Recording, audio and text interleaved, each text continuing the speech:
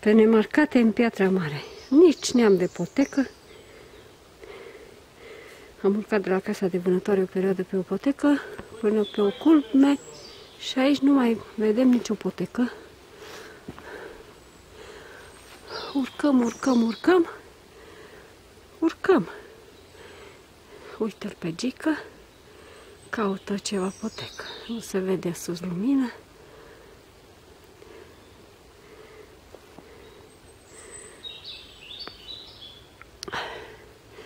Cum se numește culmea asta? Ciorga.